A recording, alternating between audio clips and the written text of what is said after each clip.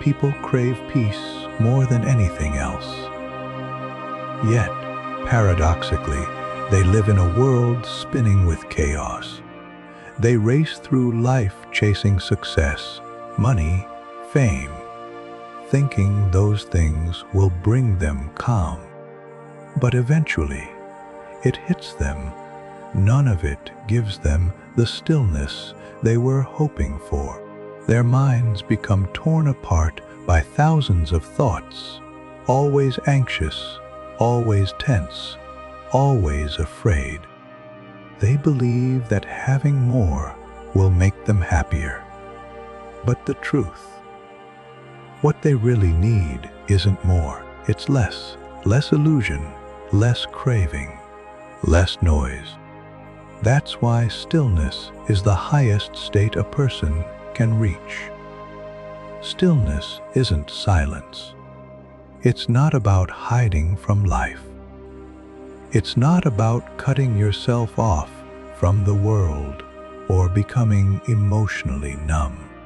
Stillness is the ultimate strength of the mind, a state where, no matter how chaotic the outside world becomes, you remain grounded like a mountain, clear like a still lake reflecting the sky. Someone who reaches stillness can live right in the middle of it all, and yet not be swept away by it. They can face challenges, drama, and turmoil without losing themselves. And this isn't some supernatural ability. It's a skill you can learn. It's a kind of mastery, an art that great sages, leaders, warriors, and spiritual masters have all practiced. In Eastern philosophy, there are 4 guiding principles to becoming whole: compassion, simplicity, harmony, and stillness. Compassion is love for all beings, not weakness or blind kindness. Simplicity isn't just about material minimalism. It's about decluttering the mind. A simple mind is a peaceful mind. A cluttered one is always restless. Harmony is about being in sync with yourself and the world around you. It's the ability to adapt without losing who you are. But stillness is the peak, because when someone reaches stillness, they don't have to try to be compassionate. It happens naturally. They don't need to force simplicity. It flows. They don't have to work hard to be in harmony, because they've already become one with the flow of life. Stillness is the root of wisdom. It's the foundation of true inner power. It's the gateway to absolute freedom. So how do we get there? We'll walk through this journey together, starting from the basics, understanding each principle, practicing them the right way, and finally arriving at that unshakable place of inner stillness. Let's begin with the first one, compassion. Just 5 letters. But it holds one of the noblest human qualities. Real compassion isn't just feeling sorry for someone. It's not being soft or letting people take advantage of you. And it definitely isn't tolerating evil in the name of kindness. True compassion is strength. It's intelligence. It's a heart that's deep enough to understand pain, resilient enough to not be crushed by it, and sharp enough to avoid being manipulated by it. So why do people get compassion wrong? Many believe it means always forgiving, always yielding, always losing. They think a compassionate person never gets angry, never says no, never stands their ground. And that mindset, ironically, turns compassion into weakness. It creates space for toxic people to manipulate and exploit the good-hearted. But someone who truly embodies compassion isn't a doormat. They don't let others walk all over them. They don't let their kindness become a tool for someone else's agenda. And they never, ever use compassion to justify cruelty. Look at history. The Buddha is the ultimate symbol of compassion. But he never tolerated wrongdoing. When Devadatta tried to assassinate him, the Buddha didn't hold hatred, but he didn't allow himself to be a victim either. When insulted, that the Buddha didn't lash out, but he didn't quietly suffer either. He responded with clarity, with calm, with deep inner strength, not with weakness or bitterness. It's like a flame. The more you hold onto it, the more it burns you. The real pain of anger isn't what others do. It's what you carry.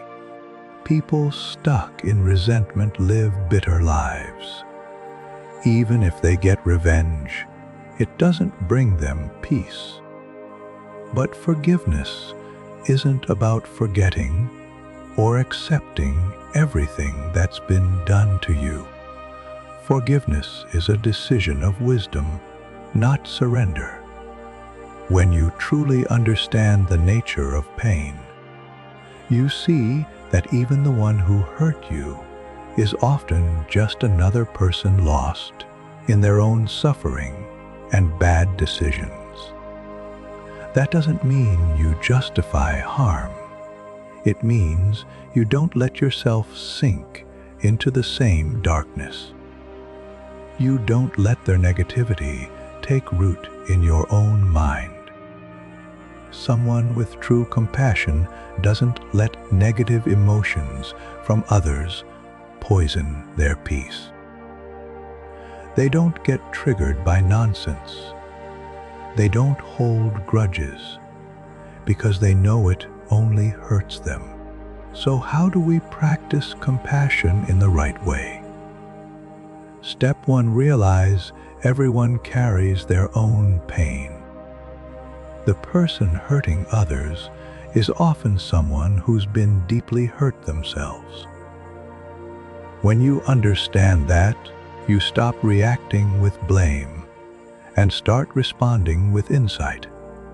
Now, that doesn't mean excusing their actions. It just means seeing the bigger picture. Compassion isn't about doing whatever people want. It's not about pleasing everyone. A truly compassionate person helps others see what's right, even if it's uncomfortable. Sometimes, the most loving thing you can do is to help someone recognize their mistake, not enable it. When we're betrayed or hurt, the natural reaction is anger, blame, or even revenge. But someone with real compassion won't let those emotions take over. They might feel the sadness, but they don't let rage own them. They might be disappointed, but they don't let it change who they are. Compassion isn't weakness. It's a unique form of strength. A compassionate person has a steady mind, emotional control, and knows how to protect their peace. When you get to that point, you'll realize that compassion isn't just a virtue, it's a superpower. One that can carry you through the darkest times. Most people hear the word simplicity, and they immediately think of saving money, cutting costs, being frugal living cheaply.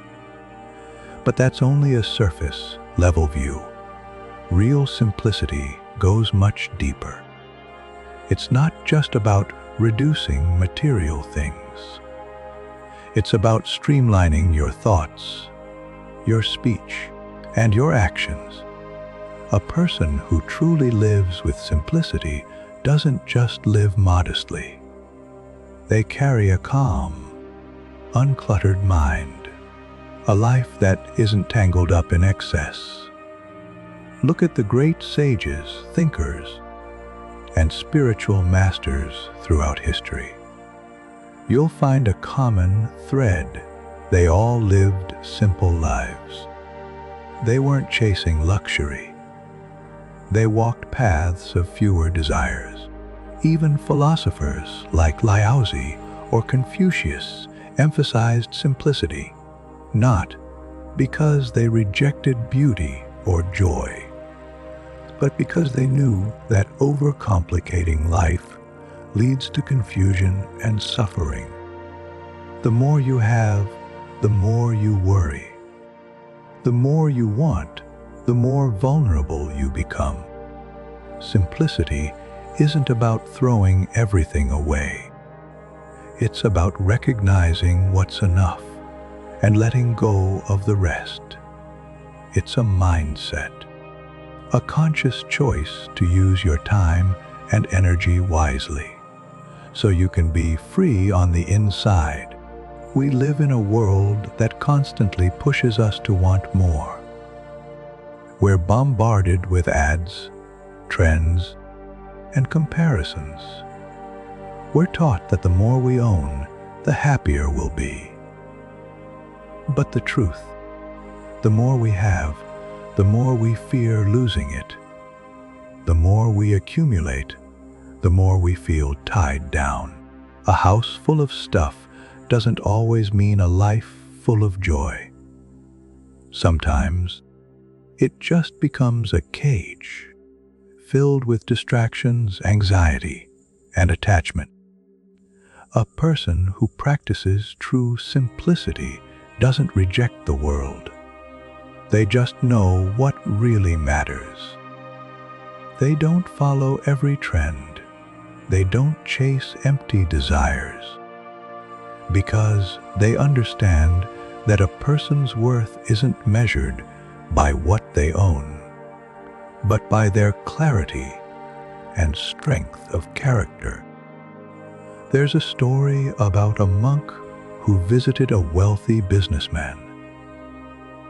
When he stepped into the mansion, he saw lavish decor, expensive furniture, and shelves overflowing with possessions. But the businessman looked tired, deeply, inwardly tired. The monk asked, "Are you happy?" The man sighed, "I have so much, but I worry all the time. I fear losing it. I fear not having enough. I fear not being as successful as others." The monk smiled gently. "Then you don't own these things. They own you." Simplicity doesn't mean living in poverty. It means using what you have wisely and not letting it control you.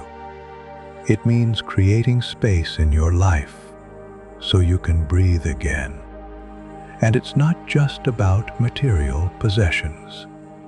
Simplicity is also a way of thinking. The human mind is flooded with thousands of thoughts every day. But how many of those thoughts are actually helpful? We dwell on the past, stress about the future, compare ourselves to others, envy what we don't have, and all of that creates noise. Unnecessary, exhausting noise. A person who understands simplicity learns to clean their mental space. They keep thoughts that serve them and let go of the ones that don't. They don't get lost in gossip or negativity.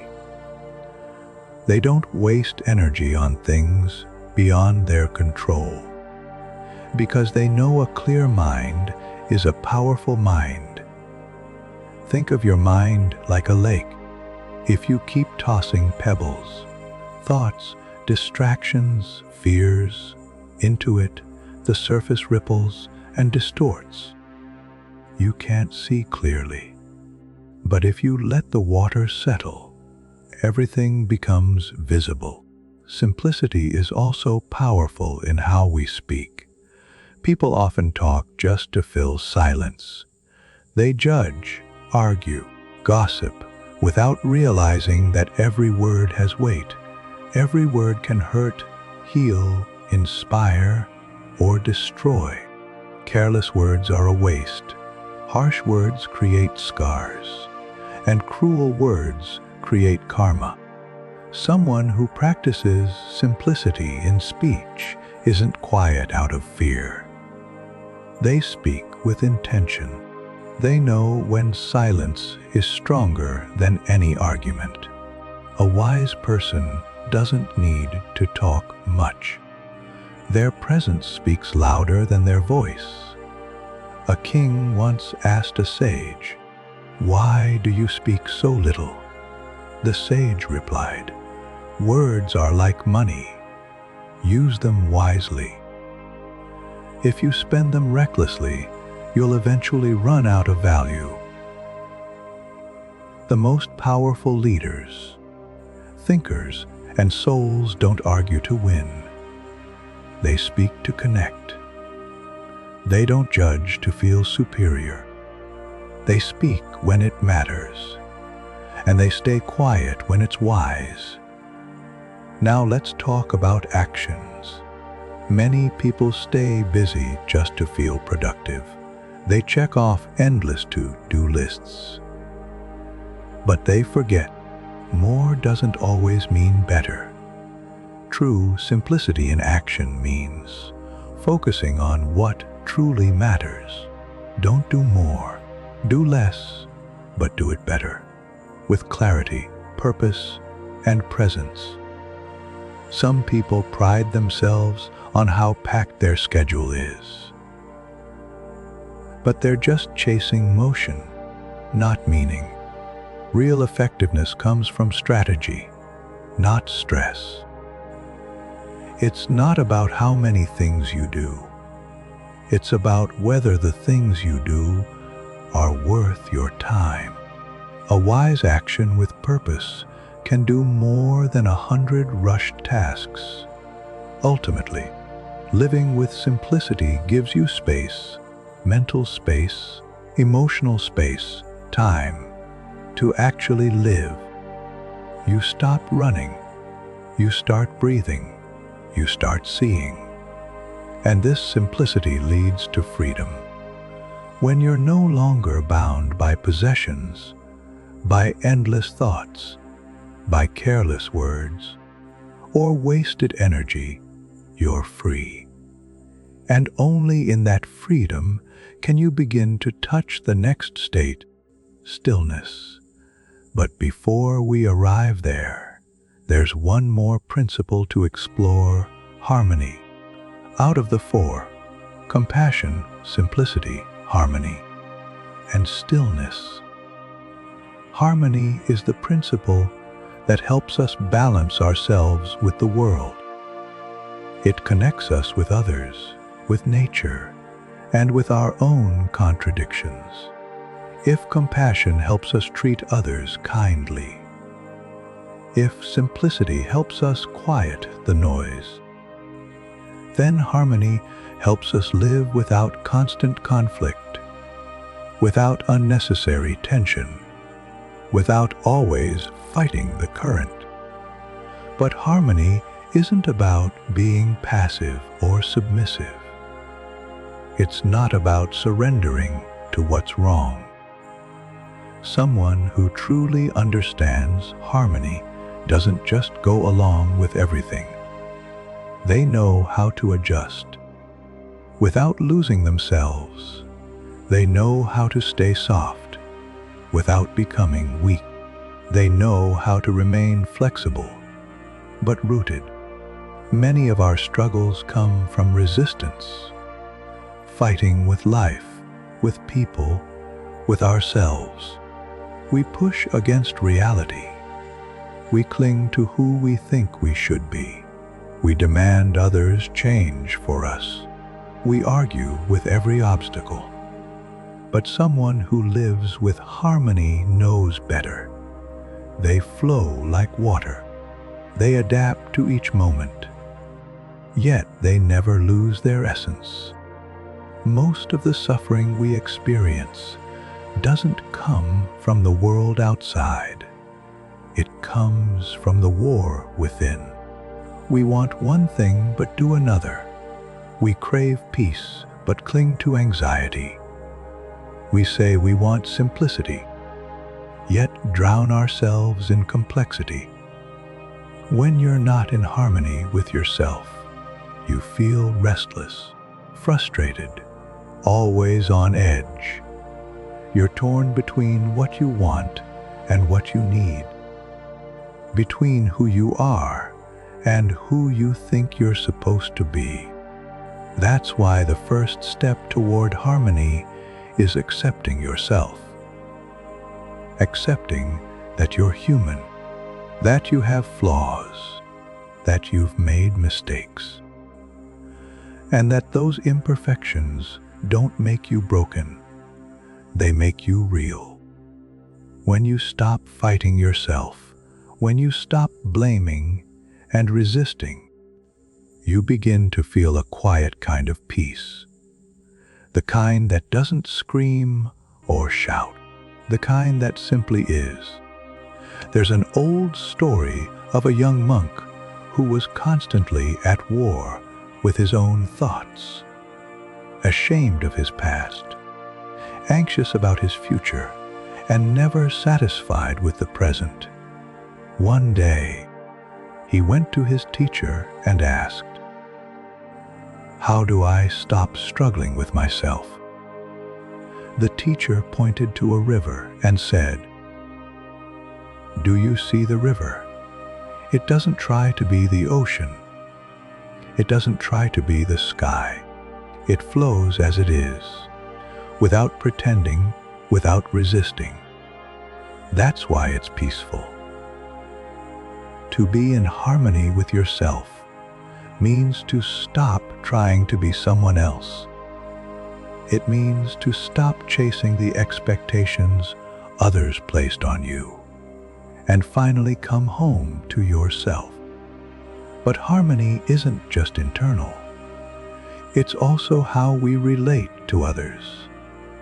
And as long as we're human, conflict is inevitable.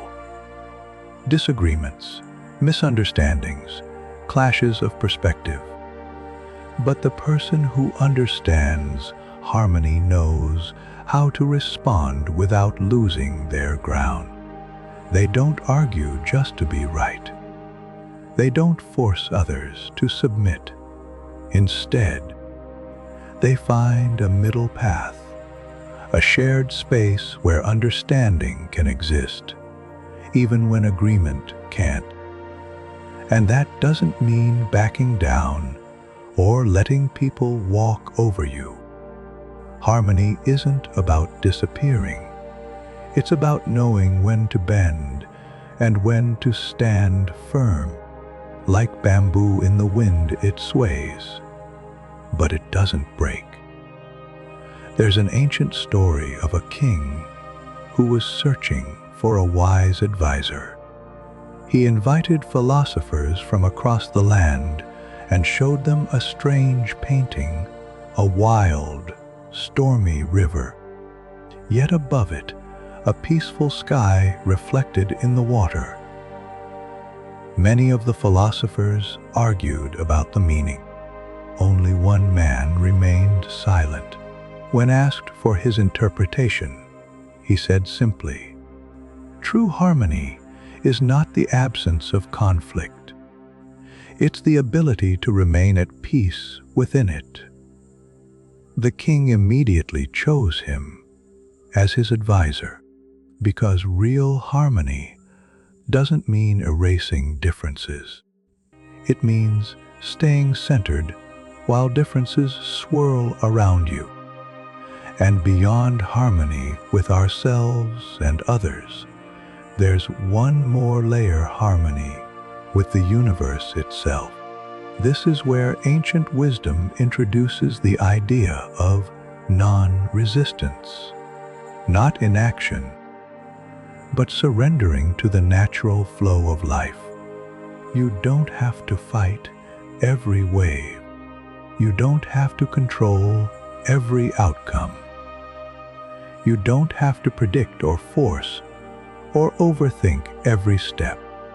Instead, you learn to move with life, not against it. Water doesn't resist rocks. It flows around them.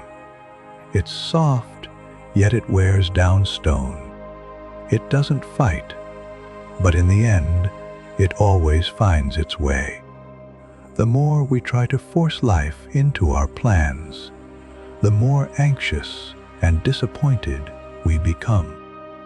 But the more we learn to listen, to respond instead of react, to adjust without losing ourselves, the more peaceful we become. And once that harmony is reached, inside, outside, and all around, it naturally opens the door to the final principle: stillness. Stillness is not just the absence of noise. It's not the silence of a remote cave or a quiet mountain. Stillness is what happens when all your parts, mind, body, and spirit, are aligned. When you're no longer in conflict with the world, with others, or with yourself. Stillness is when the winds of life may howl, but your inner flame doesn't flicker. Stillness isn't about escaping from the world. It's about mastering your place in it. You don't need to run away to a distant retreat or isolate yourself in solitude to find it. Some people go into hiding, thinking that avoiding life will bring peace. But you can be alone in the mountains and still be tormented inside. That's not stillness. And on the flip side, there are people surrounded by chaos, responsibilities, noise, pressure, and yet they walk through it with grace, calm, and presence. That is true stillness. So, how do you actually reach this state?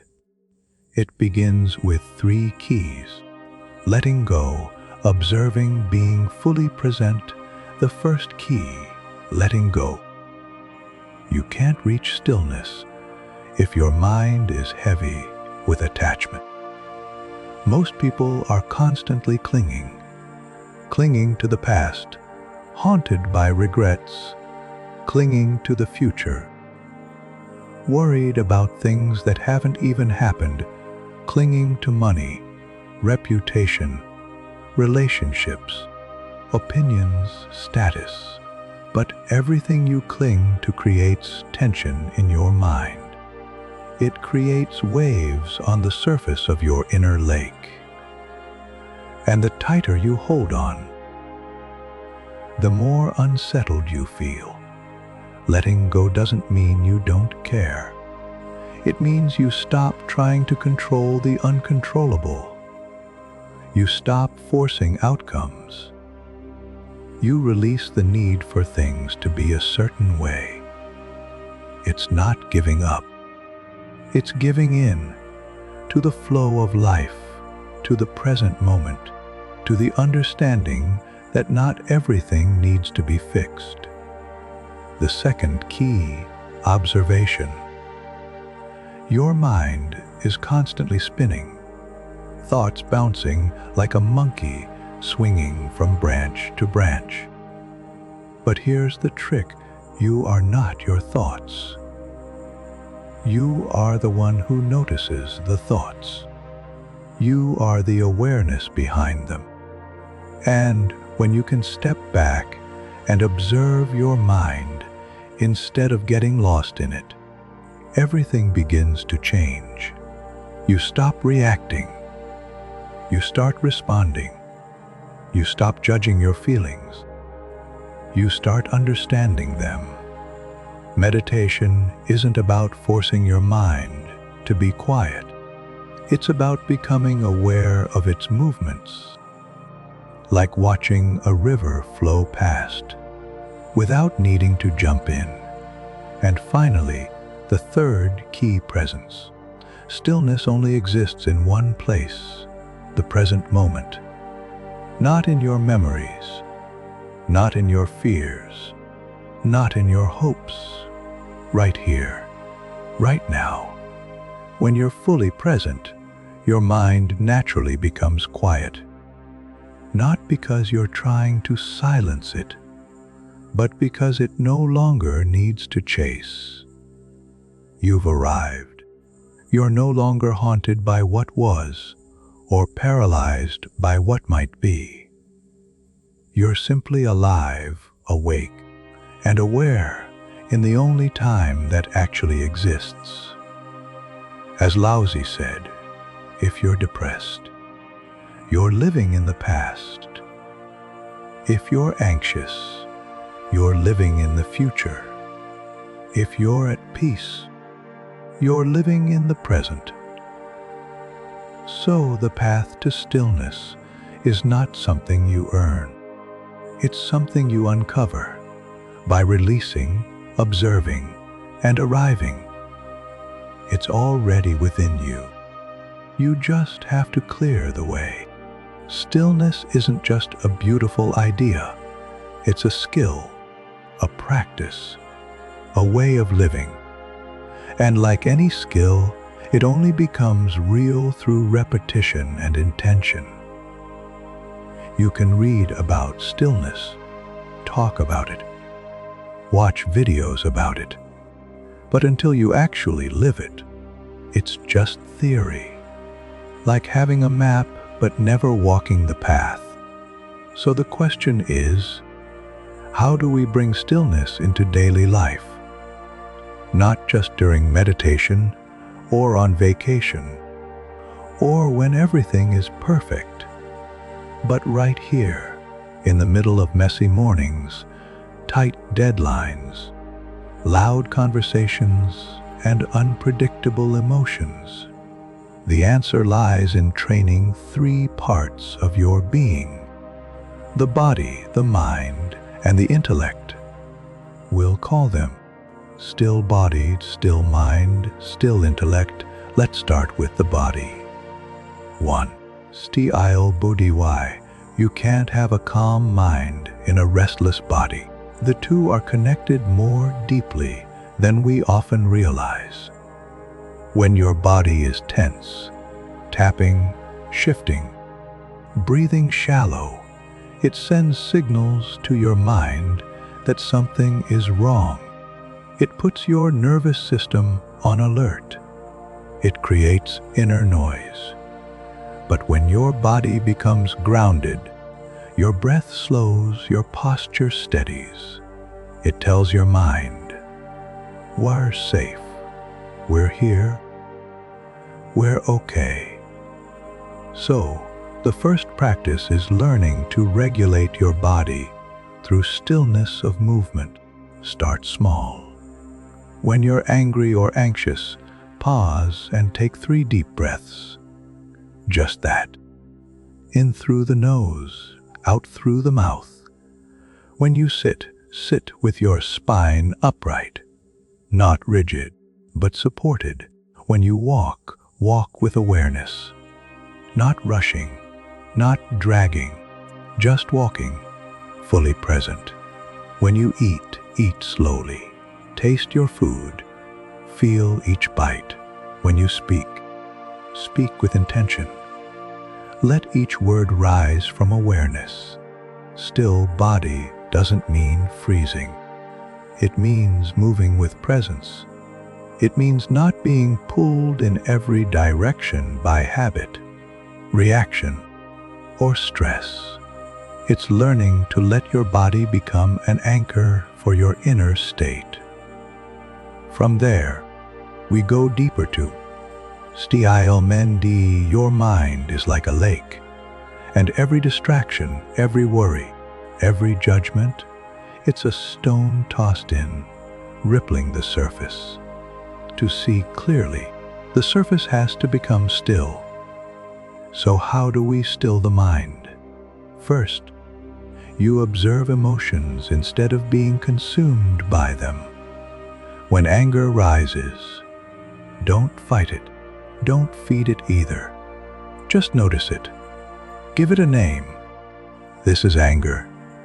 Step back, like a scientist observing a chemical reaction. You'll find that emotions lose power when you stop identifying with them. The fire dies down when you stop pouring fuel into it. Second, you reduce your exposure to toxic input, the news cycle, social media, gossip, drama, arguments that go in circles. These aren't just annoying, they're poison for your inner world. Be ruthless about what you let into your mind. Your attention is your energy. Don't waste it on things that deplete you. Third, you cultivate gratitude. It's almost impossible to be stressed out and deeply grateful at the same time. When you focus on what's lacking, your mind races. But when you give thanks for breath, for safety, for sunlight, your mind softens, it rests. Gratitude is a powerful doorway into stillness. But the deepest level of mental stillness comes from presence, being fully where you are. So that brings us to the third layer. 3. Stillness. This is the rarest form of stillness and the most powerful. Still intellect means your wisdom holds steady, even when the world around you doesn't. You don't get thrown off by chaos. You don't lose your grounding in moments of crisis. You don't let opinions, insults, or praise pull you away from what you know to be true. A person with a still intellect can walk through fire and not get burned inside. So how do we build this? The first step is accepting impermanence. Nothing lasts forever. No job, no relationship, no possession, no feeling. Life changes. People change. Even you will change. Stillness doesn't come from trying to stop change. It comes from making peace with it. The storm may come, but you don't have to become the storm. You learn to stay calm. Not because everything is calm, but because you've anchored yourself deeper than the waves. The second step is not letting external conditions dictate your inner state. People will misunderstand you. Circumstances will shift. Things will go wrong. But if your peace depends on everything going your way, you'll never be free. True stillness means responding instead of reacting. You listen without needing to argue. You feel emotions without being controlled by them. You make decisions from clarity, not panic or ego. And finally, a still intellect doesn't cling to knowledge for its own sake. It seeks wisdom that frees, not information that crowds the mind. Some people read endlessly, gather theories, chase answers, but remain deeply confused because they never pause, never reflect, never empty the cup. Stillness isn't about learning more. It's about seeing more clearly. When the mud settles, the water becomes transparent. When your intellect becomes still, your life becomes simple. Not because everything around you changes, but because you have.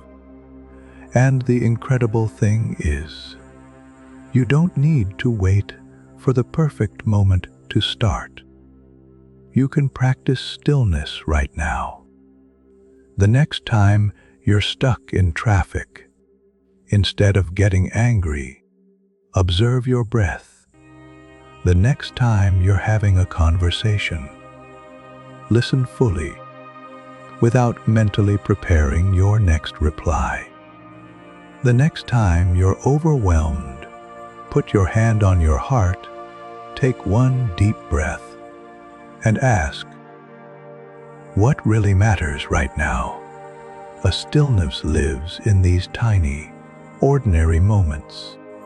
It's not just in temples, mountains, or retreats. It's in your living room, your workplace, your dinner table, your commute, your inbox. You don't need to escape life to find stillness. You need to show up for it, fully, honestly, with a calm body, an observing mind, and a clear inner compass. And as you begin to live this way, something shifts. You're no longer ruled by emotion, no longer pulled by desire, no longer trapped by fear. You begin to walk through the world with a sense of inner freedom. You become like a mountain in a storm, unmoved, like a lake in the wind, reflective, like the sky behind the clouds, always there, always clear. This is stillness. When someone truly reaches stillness, they gain something that no one else can give, and no one else can take away inner freedom. You're no longer a puppet of your emotions. You're no longer a slave to every passing thought, every external judgment, every unexpected twist in life. You become whole, present, rooted, and yet the path to that stillness isn't always grand or dramatic.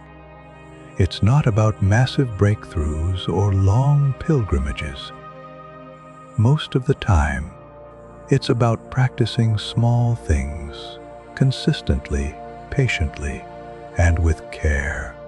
Stillness is a way of walking, talking, breathing, listening. It's not something you find. It's something you live.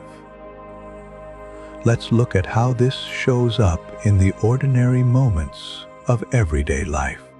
Take driving, for example. You're in traffic. Horns are blaring.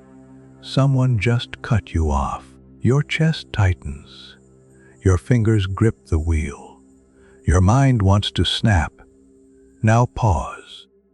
Can you feel the tension in your body? Can you feel the heat rising in your thoughts? Now breathe. Observe. This is a perfect opportunity to train stillness. Instead of lashing out or letting your pulse spike, take a long breath. Relax your shoulders. Realize, this moment will pass. This is not worth your peace. Nothing is. Or take eating. So many of us eat on autopilot, scrolling our phones, watching something, racing through the meal. But what if you slowed down? What if, for once, you tasted your food like it mattered? What if you noticed the colors, the textures, the aroma? That's stillness too. Noticing, being, allowing each moment to be full. Or conversation. When someone else is speaking, are you really listening? Or are you just waiting for your turn to talk? Stillness means listening with your full presence, not to fix, not to impress, just to understand. Because stillness in listening is rare. And when someone feels that presence from you, they open up in a different way. And when you speak, speak slowly, speak with care, not to fill space, but to offer something real. Stillness isn't cold or distant. It's deeply intimate. It creates space for connection, for truth, for healing. And then there are life's bigger moments, moments of betrayal, of heartbreak, of failure, of loss. These moments will come. No one is immune to them. But the question is, when they do, will you be pulled under? Or will you return to stillness? When someone betrays your trust, your first impulse might be rage, or sorrow, or revenge. But stillness invites you to pause, to ask, what do I really want from this moment? To realize pain is real, but so is your power. You don't need to react from the wound. You can respond from your wisdom. This is the strength of stillness. It's not just peace. It's clarity under pressure.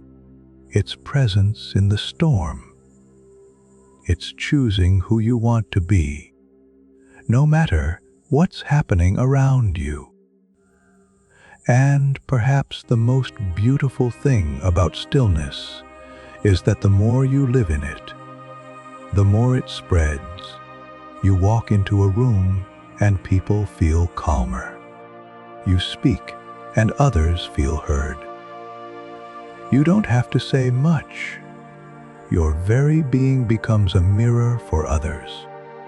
They see in you what they've forgotten in themselves. Your stillness becomes an invitation for others to come home to themselves too.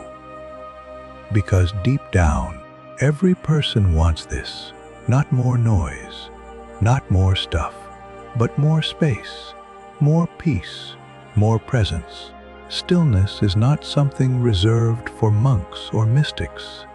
It's for you, for me, for anyone willing to practice. And to practice, you don't need the perfect environment. In fact, the best place to practice stillness is right where it's hardest. When you're triggered, when you're tired, when you're overwhelmed, because that's where the work becomes real. The beauty of stillness is that it doesn't demand a perfect world. It simply asks, can you be grounded, even when the world isn't? It doesn't mean shutting down. It means opening up to life, to breath, to what is. Even now, as you listen to this, you can feel it. That gentle pause between your inhale and exhale. That soft quiet behind the thoughts. That awareness that's just here. This is the doorway, and you've already stepped through it. The more you notice this space, the more it grows. It's not about controlling your mind. It's about returning, again and again, to what's always been steady underneath it all. Stillness doesn't mean you'll never feel anxious or stressed again, but it means those things will no longer own you. You'll be able to hold joy without clinging to it, hold pain without being destroyed by it. You'll feel emotions without drowning in them. You'll take action without obsession. You'll care deeply, but without attachment, because stillness isn't emptiness. It's fullness without chaos. It's peace that has nothing to prove. And once you've touched it, even once, you'll never forget the feeling. It's like discovering your true home. No matter how far life pulls you away, a part of you will always remember how to return. And when you do, you realize stillness was never something to attain. It was who you were beneath it all. Stillness isn't just a destination. It's a return to your truest nature.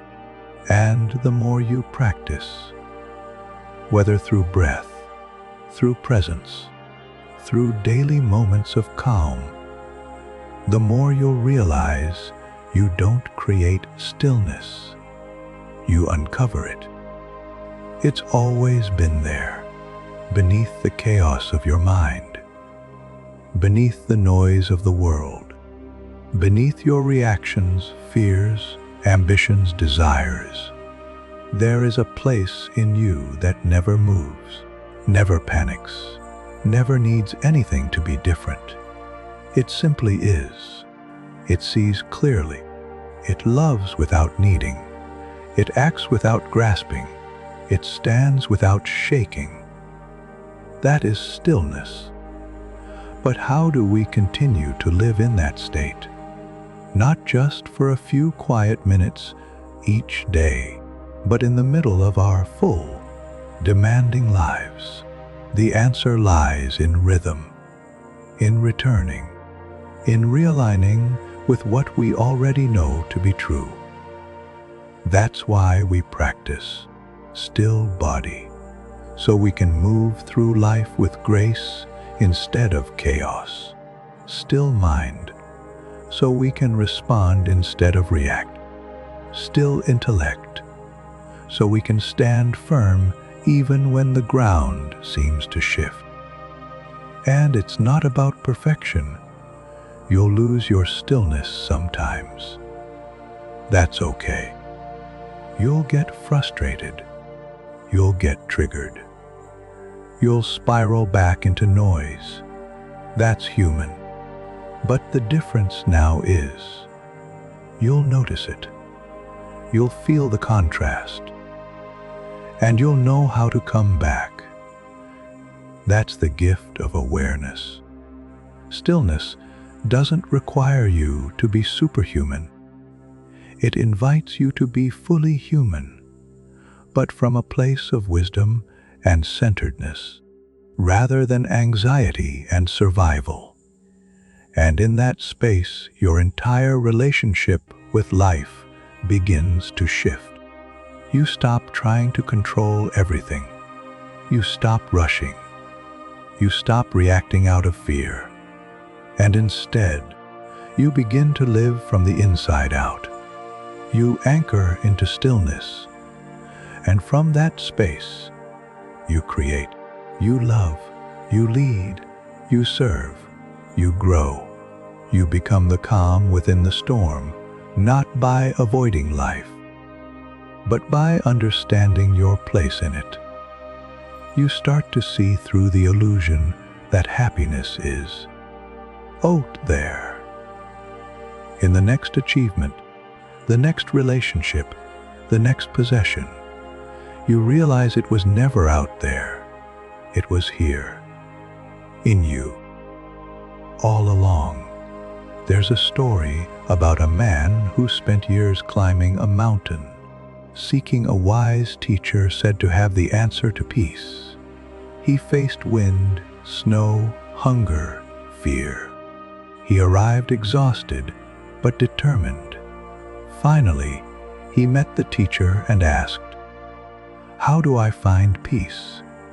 The teacher smiled, handed him a mirror, and said, "Start here. Because peace is not something you get. It's something you remove the layers around until what's left is you, whole, unshaken, free." And maybe that's the real power of stillness. It doesn't just make you feel better. It makes you see better. It removes the fog. It clears the noise. It allows you to recognize what truly matters and let go of what doesn't. You stop trying to prove yourself. Stop trying to fix everyone. Stop trying to chase every answer. And instead you sit, you breathe, you trust. And from that place you move, not to escape, but to express. You speak, not to convince, but to connect. You act, not to hustle, but to serve. And in that flow, you find something rare in this world: contentment without complacency, joy without excitement, strength without force, love without fear. That is the energy of stillness. It's not loud. It's not flashy. It doesn't demand attention. But when you walk into a room with it, people feel it, because it carries the kind of power that doesn't need to shout. And now, you know the path. It began with compassion, loving without losing yourself. Then simplicity, letting go of the clutter, inside and out. Then harmony, aligning with yourself, others, and the flow of life. And finally, stillness, the quiet, unshakable truth that's been there all along. So what now? Now you live it. Not just when things are calm, but especially when they're not. Not just when you're alone, but especially when you're surrounded. Not just when you feel spiritual, but especially when you feel lost. Return, return, return, breathe, pause, remember. You don't need to wait until your life is perfect to be still. You don't need to fix everything before you can rest. You just need to remember that you're already home, in this breath, in this body, in this exact moment. And when you do, you'll see stillness isn't a state you visit. It's who you are beneath the noise. And no one, not the world, not your past, not your thoughts, can take that from you. You are the calm in the storm, the lake beneath the wind, the mountain beneath the sky. You are the stillness you've been seeking. Welcome home. If this message resonated with you, and you'd like to help this kind of content reach others, consider giving this video a like or subscribing to the channel. That small action tells the algorithm, hey, this matters. And it helps bring stillness to someone who might be needing it right now. From all of us at Sleep Through Lifetimes, thank you for being here. May you and your loved ones be well, be present, and be deeply, truly at peace. We'll see you in the next journey. Until then, stay still, stay free.